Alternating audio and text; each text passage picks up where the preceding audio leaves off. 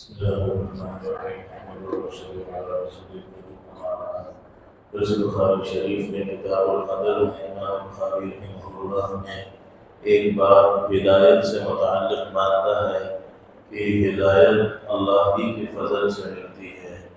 حضرت براء بن عازب رضی اللہ عنہ کی روایت ہے، فرماتے ہیں کہ میں نے اللہ کے نبی صلی اللہ علیہ وسلم کو خندق والے دن دیکھا۔ آپ علیہ السلام ہمارے ساتھ مٹی منتقل کر رہے تھے اور یہ الفاظ ارشاد فرما رہے تھے: واللہ لولا اللہ ما اهتدینا ولا صمنا ولا صلینا فانزل سکینة علینا وثبت الاقدام ان لاقینا والمشركون قد بغوا علینا اذا ارادوا فتنة ابینا۔ یہ کچھ اشعار ہیں جس کا ترجمہ ہے: اللہ کے نبی صلی اللہ علیہ وسلم ارشاد فرما رہے ہیں، اللہ کی قسم اگر اللہ ہمیں ہدایت نہ دیتے تو نہ ہمیں ہدایت ملتی، نہ ہم روزے دار بنتے، نہ ہم نمازی بنتے۔ اے اللہ اب ہم پر سکون عطا فرما دیجیے، اتار دیجیے، اور جب دشمنوں سے ہمارا مقابلہ ہو تو ہمیں ثابت قدم رکھیے۔ مشرکین نے ہم پر ظلم کیا ہے اور جب وہ کسی فتنے کا ارادہ ہم سے کرتے ہیں تو ہم انکار کرتے ہیں اور فتنے سے دور رہتے ہیں۔ یہ ہدایت اس دھرتی کی اللہ کی نعمتوں میں سب سے بڑی نعمت ہے۔ اگر ہدایت نہیں ہے تو ساری دنیا کی ساری نعمتیں مل جائیں، آنکھ بند ہونے کے بعد ہمیشہ کی ناکامی ہے۔ ہر نماز میں ہم اللہ سے یہ دعا مانگتے ہیں: اہدنا الصراط المستقیم، اے اللہ ہمیں سیدھے راستے کی ہدایت عطا فرما۔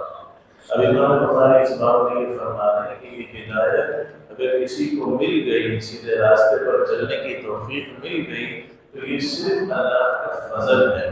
جنتی جب جنت میں پہنچ جائیں گے تو ایک جملہ کہیں گے جو قرآن نے ذکر کیا: الحمدللہ الذی ہدانا لہذا وما كنا لنہتدی لولا ان ہدانا اللہ۔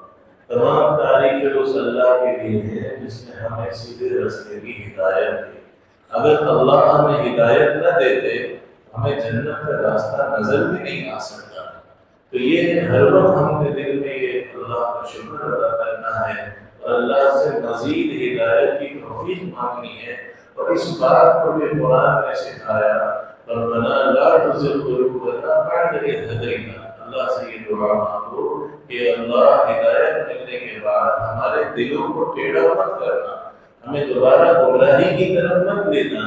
کہ ڈرتے ڈرتے اللہ سے مانگتے مانگتے دنیا سے جو جاتا ہے اسے تو ہدایت پر موت آتی ہے، اور جو یہ سمجھتا ہے کہ یہ میرا اپنا قوت بازو کا کرشمہ ہے تو بعض اوقات یہ دولت اللہ چھین لیتے ہیں۔ اس سے بڑھ کر کیا ہوگا کہ اللہ اپنے محبوب صلی اللہ علیہ وسلم سے اس وحی کے بارے میں فرما رہے ہیں: وَلَئِنْ شِئْنَا لَنَذْهَبَنَّ بِالَّذِي أُوحَيْنَا إِلَيْكَ۔ اے میرے محبوب اگر ہم چاہیں تو یہ وحی، یہ قرآن ہم سب آپ سے واپس لے سکتے ہیں۔ ثُمَّ لَا تَجِدُ لَكَ عَلَيْنَا نَصِيرًا، پھر آپ ہمارے مقابلے میں کوئی مددگار بھی نہیں لا سکتے۔ اپنے محبوب سے اللہ فرما رہے ہیں کہ یہ وحی، قرآن سب واپس لے سکتا ہوں، میرے اور آپ کیا چیز ہے؟ اس لیے اللہ کا فضل ہے جتنی اللہ نے ہدایت دی، اور اللہ ہمیں ہماری نسلوں کو موت تک اس پر جمائے رکھے۔ استقامت اسی کو کہتے ہیں، یہ اللہ سے مانگنے کی چیز ہے۔ رب کی دعاؤں میں اس چیز کو شامل کر لیں اور بنا لا تزغ قلوبنا بعد إذ هديتنا، اپنی نیت سے بھی اپنی نسلوں کی نیت سے بھی، کہ کبھی بھی اللہ ہدایت دینے کے بعد گمراہی والے راستے پر چلنے سے ہمیں ہماری نسلوں کو، پوری امت کو محفوظ فرمائے۔ وآخر دعوانا الحمدللہ۔ اللهم لك الحمد كله والشكر كله، اللهم اعنا على ذكرك وشكرك وحسن عبادتك، اللهم احسن ختامنا ويمن كتابنا ويسر حسابنا وثبت على الصراط اقدامنا، اللهم لا سهل الا ما جعلته سهلا وانت تجعل الحزن سهلا اذا شئت، وصلى الله وسلم على سيدنا محمد وعلى اله وصحبه اجمعين برحمتك يا رب.